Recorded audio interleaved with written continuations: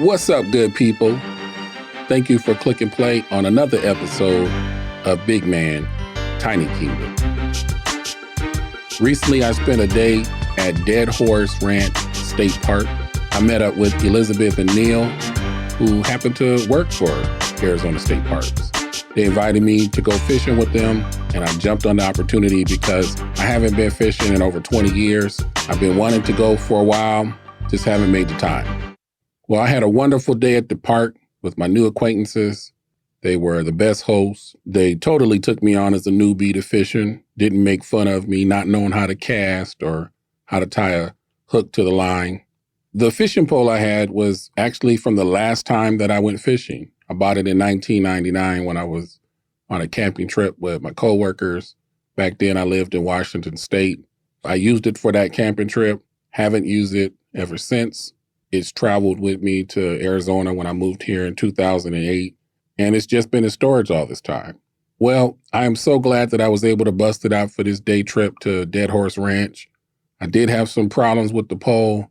The fishing line was actually the original from back in 1999. So, of course, it was no good. It kept knotting up on me.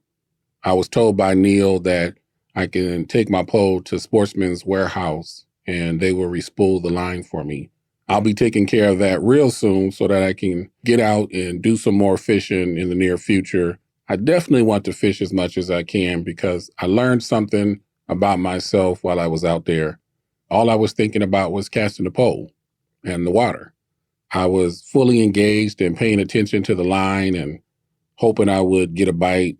I wasn't thinking about business or personal or bills or how high the gas prices are right now or Ukraine and Russia or the still ongoing pandemic.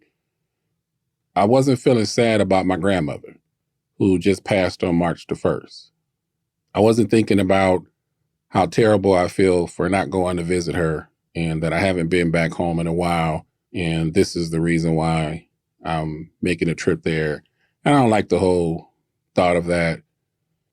And I wasn't thinking about some recent health issues that I'm struggling with. Usually when I'm playing NBA 2K on my Xbox, that's my time to not think about nothing going on with me. That's been my therapeutic activity. But I can see fishing as now being my go-to hobby to pass the time.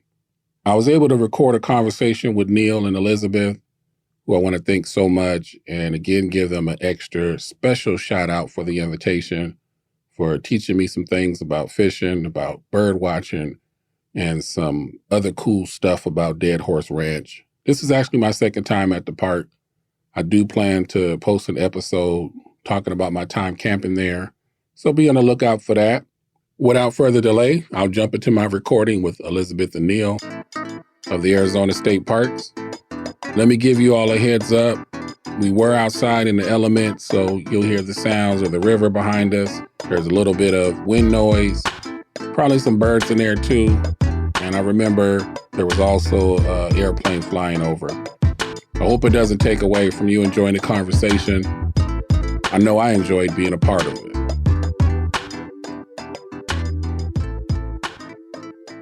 I'm Elizabeth Haugen.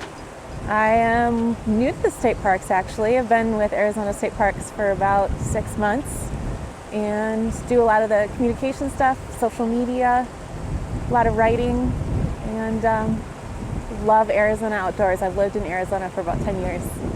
And my name is Neil Large. I'm the digital marketing coordinator at Arizona State Parks and Trails.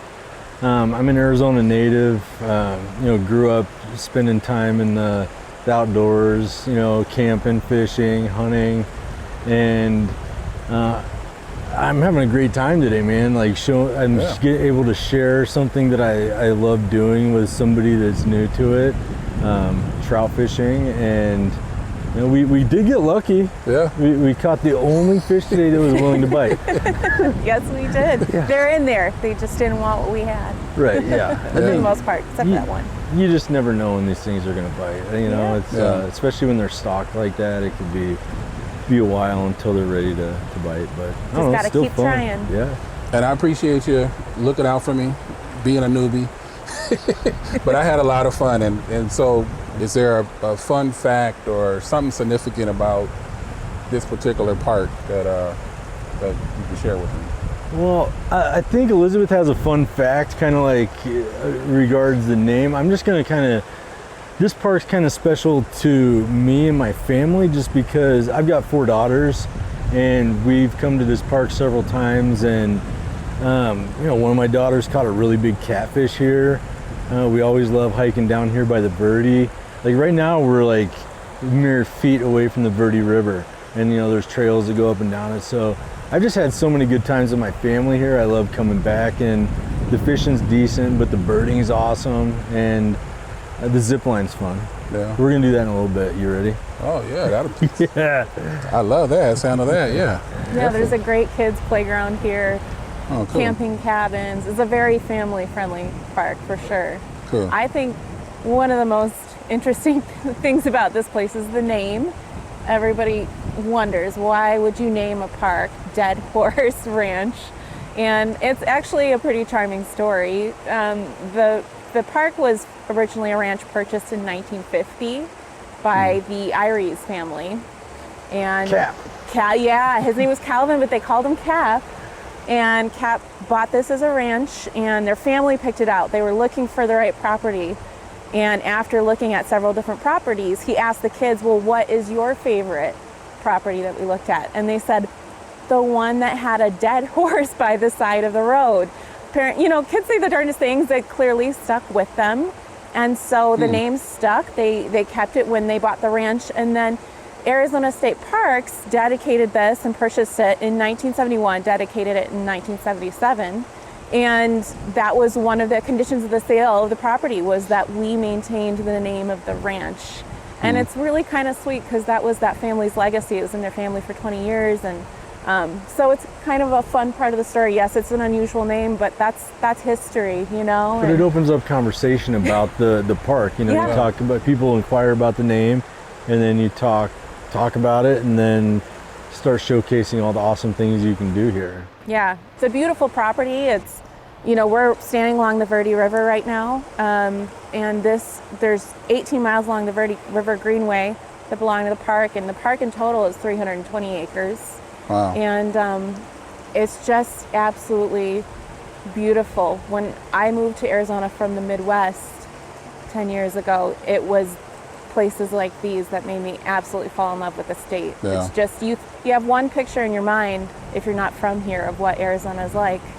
And then you come to a place like Dead Horse Ranch here in Cottonwood or Sedona, and you're like, wow, this state is just, there's so many gems everywhere to discover. And it really is a beautiful park. It's my second time here, and I enjoy myself here at this park. Now, speaking of the river, since you mentioned that, the Verde River, right? Mm-hmm. So where we were fishing at, those are considered lagoons? Lagoons. Yeah, So there's 3 of them. What is a lagoon? 'Cause I was trying to figure that out. Right, Okay. Well, it's actually Verde River water that they use in the lagoons. So, I mean, it's really fresh water, and then it comes back into the Verde. So they keep it really fresh and clean in there. I don't know when the lagoons were made, honestly. We were talking about this, so that's something I'm going to have to research. I don't know if they came with the property or if the state parks dug them out, but it's cool because you saw the sycamores and cottonwoods everywhere, and right now there's no leaves on them, but later it's going to be real shady, and just so many birds coming here, dude. Yeah, beautiful bird habitat. We were watching an bald eagle fish this morning. Oh, you got one too. There are hooded mergansers everywhere, and he got one. Yeah. Wow. There are cormorants, and lots of waterfowl, and so they're beautiful. Does it stay level year round, or does it they have to refill it, or? It stays pretty full. I don't think there's a fluctuation problem with these lagoons. Not with the lagoons. There is a fluctuation with the Verde. I was going to say there's a different story here. But. The Verde level rises obviously during the monsoon season. There's heavy rains. We're standing next to some trees right here behind us that have a lot of debris pretty high up over your head. Which is that's really shocking. Because I'm 6'3", and that tree is above my head, and for the water to get that high, that's incredible. Yeah. Dangerous situation. That's right. So the park has to take care. They do a lot of maintenance down here. they have some great friends groups, Friends of the Verde River, that help take care of the maintenance down here to just, maintain the habitat for all the wildlife that lives down here and calls it home. It's cool. So how's what's the most common type of fishing or fish that you can catch? In the river or lagoons? Lagoons. In the lagoons, well, I guess it kind of depends on the season. So during the winter, the fall through early spring, the Game and Fish Department stocks it with rainbow trout. And we have the stocking schedule on our website at azstateparks.com/trout fishing. You can find it. And there's also some tips on how to catch them, some rooster tail spinner techniques like I was showing you earlier today, and some different bait options. And then in the summertime, the Game and Fish stocks it with channel catfish. And those are a lot of fun to catch. And they taste really good too. I mean, my kids like eating catfish tacos. Big fish taco nights are huge around my place. But I'm gonna probably call out my favorite. Like, one of my favorite fish is the largemouth bass, and there's naturally reproducing populations in both the lagoons and the river here. And on our website, on the Dead Horse Ranch page, on the fishing page, you can see a picture of a guy with a 14-pound largemouth he caught in one of the lagoons, and he let it go. Yeah, and people think the bass in here get so big because they eat their trout that the Game and Fish stocks. And so some people have pretty good success with really big lures that look like trout to catch big bass. You know? A lot of people catch and release, so it keeps the population going. And they're there. I love throwing them back. Like we were talking earlier. So that fish I caught earlier, we turned it loose, and then what if I would have kept it? That fish is done. Nobody else can experience anything. But what if some kid comes here in the next few days and he catches his first trout and it's that fish? I mean, who knows if that's ever going to happen, but I like to think that maybe it will. I love that. And then especially with bass, though, we like to talk about letting them go most of the time because the Game and Fish Department doesn't stock them, so they're all like naturally reproducing. And especially during the spring months when they're spawning, if you catch some, you want to let them go so they can go finish the spawn, so there's going to be more fish in the future. The spawning for us non-fisher people, that's not anglers, that's when they're laying eggs. They're laying eggs. And then I release bass the rest of the year also, but I don't think there's anything wrong with keeping a few small ones for dinner once in a while. I mean, it's certainly within the bounds of the law to do so, but being a renewable resource, I think it needs all the help it can get with releasing fish. So what are some of your favorite fishing spots in Arizona? Well, two of them are state parks, and then there's some other ones. So as far as state parks, Alamo Lake and Lake Havasu are probably the best. I mean, they're both world-renowned bass fishing destinations. Nice. Alamo Lake is all largemouth, and they're there's some good fish in there, but there's bigger fish over at Havasu. And also at Havasu, you get into the smallmouth bass, which are really cool. And pound for pound, they might even be harder fighters than the largemouth. Wow. And then also there's striped bass at Havasu, and people really like those. They're a lot of fun to catch. They can get gigantic, like in the what was that really big one? Big. Like we just 50-something pounds? Yeah, someone sent in a photo of him holding me, two of them, enormous stripers. Yeah, they get huge over there. And then so those are some great places that I like to catch bass. And then, you know what? Since we're not talking about parks too, I can throw out Bartlett, because that's where I grew up fishing, and I take my kids there, and we're always able to catch a few bass there. And then if anybody gets a chance to get into some of the best trout fishing in the state, it's going to be the White Mountains, the Black River over there. So I've caught some really big wild brown trout over there in the 24 to 26 inch range and it's just amid some really awesome high country scenery that is loaded with animals and cool birds and just so many cool plants. And I'm pretty new to fishing. I was learning right alongside you today, Andre, watching Neil and learning how to do it. But So I've got this is places great, to explore. wasn't it? It was fun. Yeah. And you know what? I really like doing it with you too, because it made me feel less so. It's great when you have a buddy, when you're learning something new. Right. Yeah. And I talked about this earlier, and I just want Andre's listeners to understand that. So we didn't catch a bunch of fish today, okay? But we didn't fish for very long, okay? Right. And we're trying to Yeah. figure out what's going on with the fish and stuff. We had a lot amount of time, but we had a great time still, you know. And if somebody wants to become a super successful fisherman or angler, let's say angler, Yes. then just keep going out and keep doing it. Keep enjoying those beautiful outdoor moments with cool people. Just keep going, enjoying your time outside, and eventually you're gonna start catching fish on a regular basis, and you're gonna start learning these intricacies of the sport that, you know, and I saw it today because you guys are both new, and things that somebody that's been doing it for a while takes for granted. You know, you're like, oh yeah, they needed help figuring out what that is. So, Yeah. and all that stuff just takes a while. So if you do want to get into it, either just be stubborn and just go out and do it all the time, or find somebody that knows what they're doing and have them take you out there. And I tell you what, I mean, Andre, you and I, we didn't catch anything today. But every little experience while you're fishing keeps you going. So it's not like it's hard to pass the time while you're doing it, because every time you see them swim by you, you want to quick cast your reel. Every time you feel something tug, even if it's a reed, you get you get excited about it. So it's actually very fun regardless. I love looking at the birds. I love spending time with you guys. It was just a beautiful day.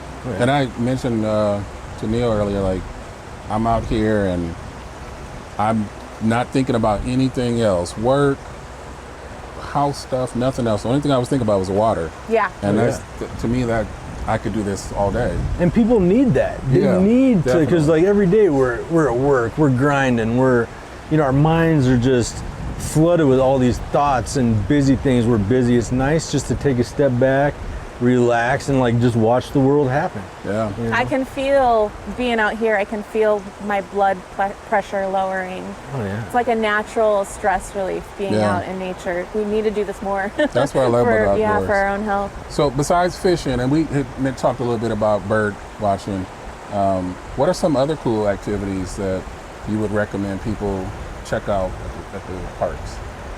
Well, hiking. Yeah. You know. Definitely. I mean, There's a lot of hiking at this park in particular. At most state parks, there's great hiking, but Dead Horse Ranch has a whole bunch. Not only hiking trails, but there's multi-use trails too. So there's horse riding trails and also mountain biking on the trails here. So.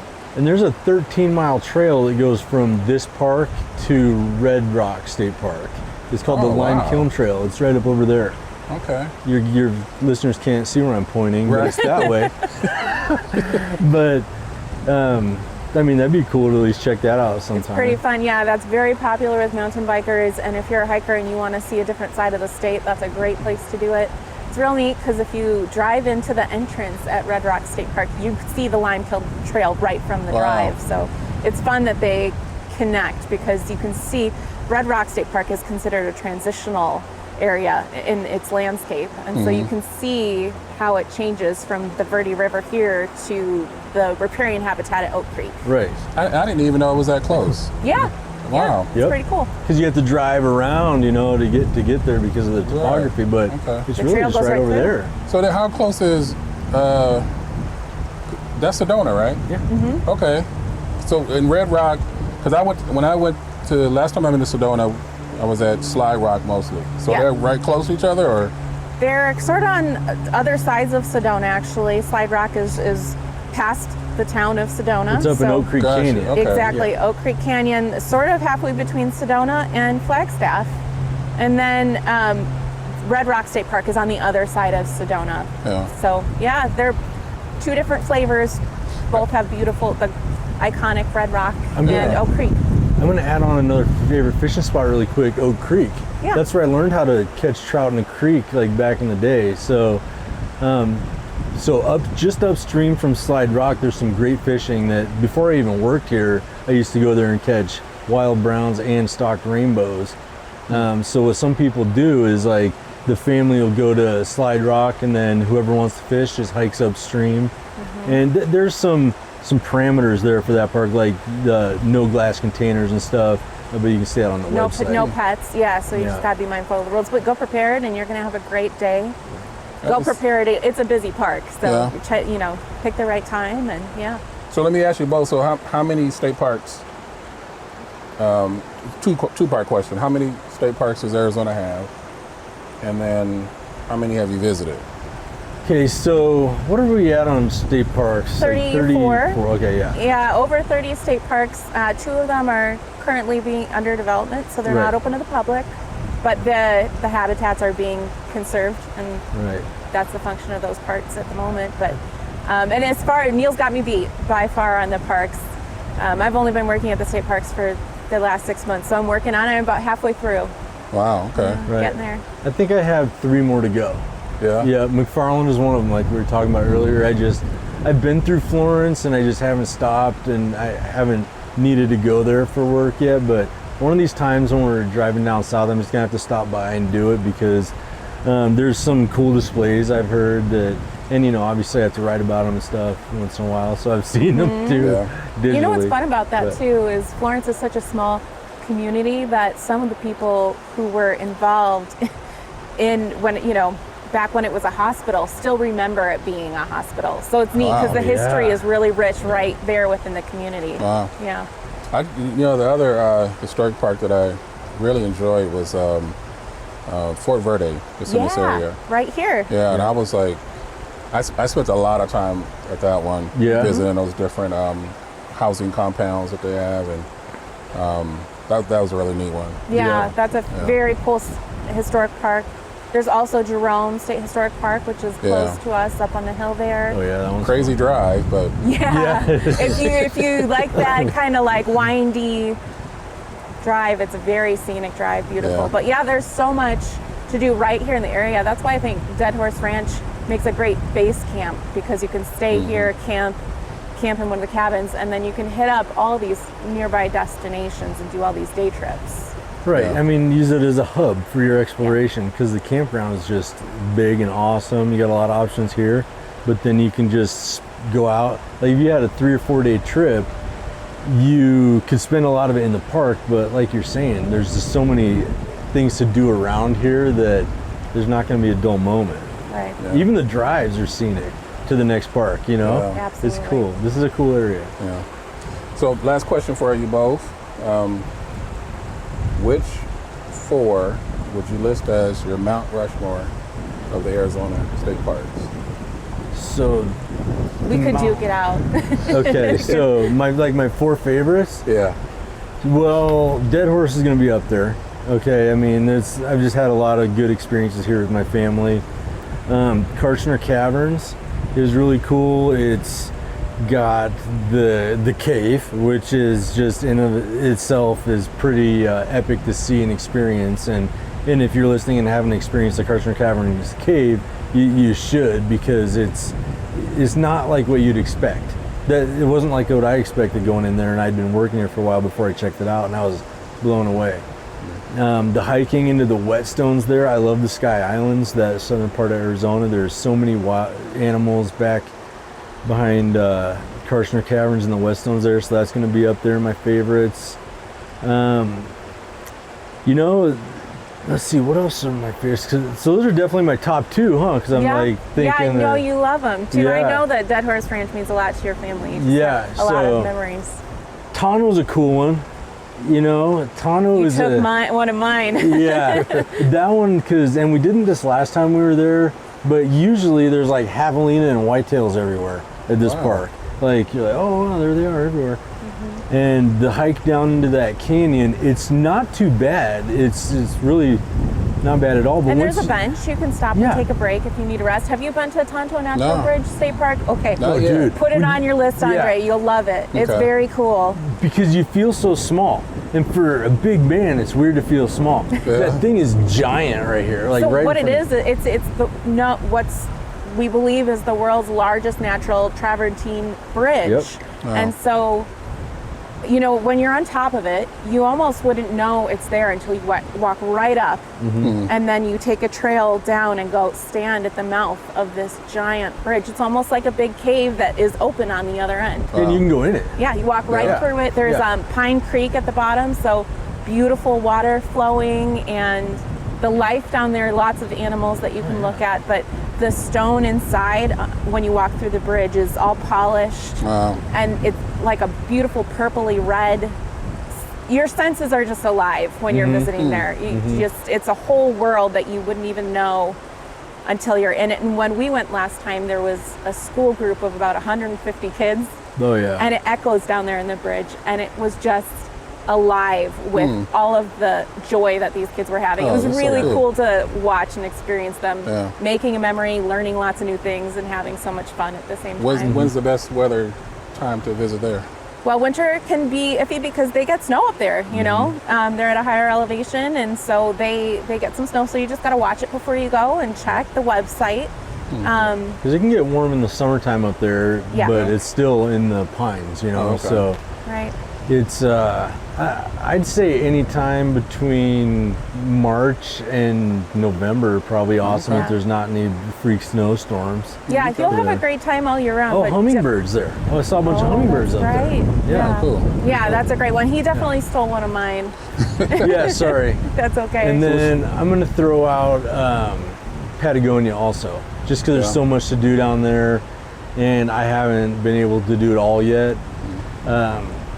Great fishing, world-renowned birding. Oh crap! Then there's Oracle, dude. I can't pick. I can't pick two, dude. Because then I'm like thinking, like, then there's Oracle has got this, and then so the ones I've mentioned are really awesome, but there are so many other awesome ones that I want to mention because I think what I'm doing is I'm thinking about experiences I've had at each of these places, and you know, every time I go to a park, it seems like I have good experiences. So I mean, really, they could all be my favorites. It just depends on, you know, there's so many factors, you know, what the day's like, who I'm there with, you know, how am I doing mentally, you know, like whatever. There's so many factors, but there's so many good ones. And I wish I could have had a better answer for you, man.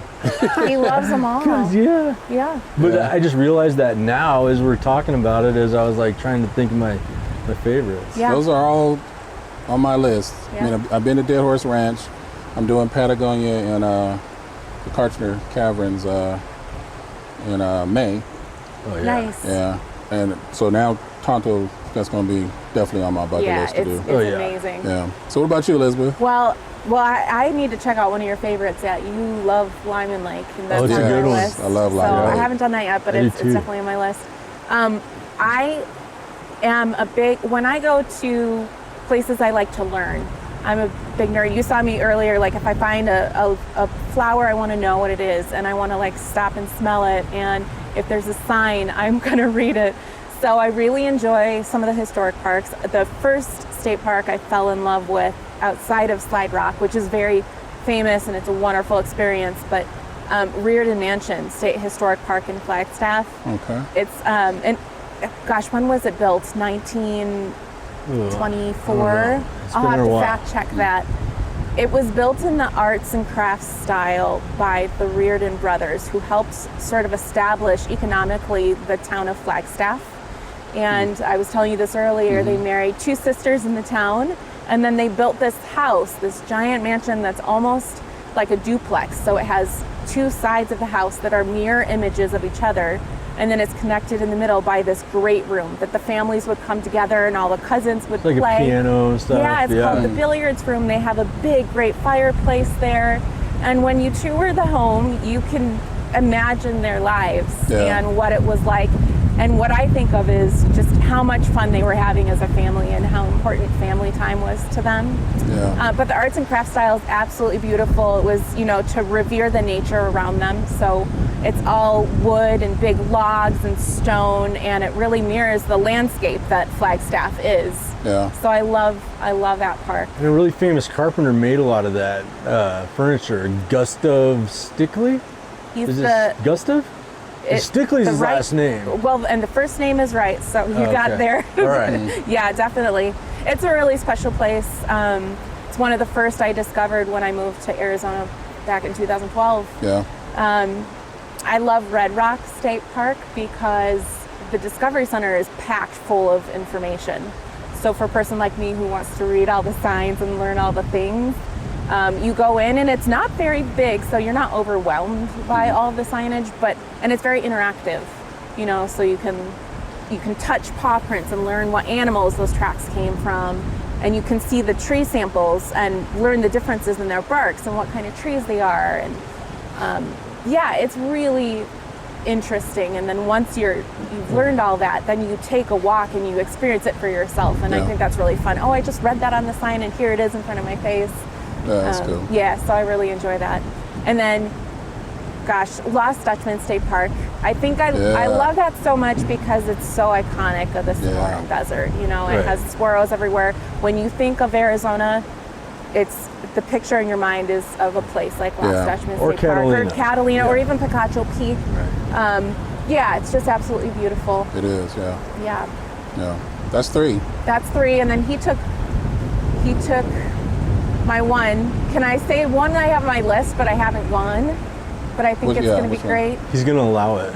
He'll allow it. Yeah. You get a bonus one. Yeah. Okay. Granite Mountain Hot Shots Memorial State Park. Okay. I lived in Prescott when the Yarnell fire happened. It's a very small community, and those hot shots were from Prescott.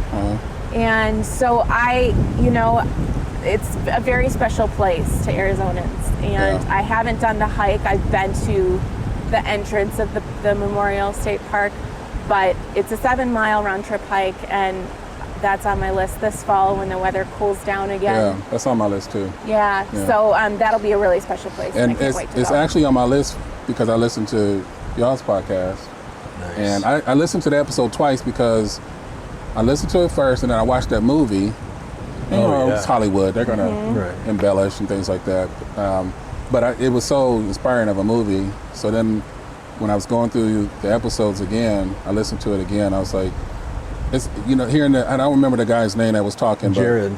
But it was Jared Welsh. Ranger just out there. You can hear in his voice and then the picture he painted just kind of gave me a glimpse of what they were going through, during that time. And yeah, Jared is a native to Yarnell, and so this is a community that's his home, near and dear to his heart. So I'm not surprised that listening to that inspired you to see it. The movie is Only Brave. It's a great film. Yes, it's Hollywood, but I think they did a pretty good job. They tried to stay close. Of course, each one of those 19 men and Brandon McDonough, the 20th guy of the crew, they're all very special people. So when you try to cram that into a 2-hour film, you really can't paint the picture of how amazing they all were. But yeah, it's a great tribute. And when you walk the trail, there are plaques for each of the hot shots, so you can get to know them a little bit and see what this memorial is all about. So. Yeah, that made me want to go check it out. And hopefully I can get I'd like to go all the way down to where, they say the fatality site. Yeah. They have some shade structures on the way. It's a pretty exposed hike, so Jared will tell you this. He really wants people to go prepared, bring sufficient water and snacks and don't emergency go in the summer. supplies. Don't go in the summer. You need to go when it's cool. But they do have some places to rest along the way. It's mostly exposed, but yeah, go prepared, and it's a really special thing. So I can't wait to experience that. Cool. Well, thank you both so much. I connected with you from the Facebook page. So share with my listeners some ways that they can get connected with the state parks. Well, yeah, you're right. We met on the Explore AZ State Parks Facebook group, and it's a great community where we're all just interested in seeing the beautiful places in Arizona. We share tips with each other, lots of beautiful photographs. We have one photographer on there right now. He posts at least 15 pictures a day, and they're from Yuma. That guy? Yeah, yes. Those are awesome. They're beautiful. So it's a really fun community. I'm glad that we met there. I was really happy when you mentioned your podcast, and I went and listened. And so that's one good place to connect with us. Yeah, Instagram at AZ State Parks, Facebook, Twitter. If you're doing Twitter, they're all AZ State Parks, and then azstateparks.com. Like I mentioned earlier, one of the pages, but you can just go on there and check it out, and we've got all kinds of information that you know, if you're into the outdoors or if you want to be, there's something there for you too. You know. So yeah, I have to brag because Neil puts a lot of work into the website, to be honest. And it's a wealth of information. It's not just like, oh, I'm going to book a reservation and that's why I go there. There's a wealth of resources about outdoor recreation. Yeah. So no matter what you want to get into, it's got great tips on how to go about doing that type of outdoor activity. So it's a good resource. Right. What's really cool too is the newsletter. Like every month I get that newsletter, I learn something new. That's awesome. It makes me go, I'm gonna check that out. Didn't know they did that. They have a family camp out thing where you can go and experience the whole thing if you're brand new. Yeah. That's just wonderful. No, it's great, man. That's awesome. Thanks, Andre. Yeah. And you can sign up for the newsletter on the website. Just on the first page, scroll to the bottom, and you'll see a sign up for the newsletter link. Search on Facebook for Explore AZ State Parks. It's a very large group of people who love the outdoor activities here in Arizona. You'll find there a lot of really beautiful pictures, upcoming events, and much more info about the state parks. Once again, thank you, Neil and Elizabeth. I hope to hang out with y'all again sometime in the near future. Live life extra large, good people. Rest in peace, Grandma. This is Big Man, Tiny Kingdom.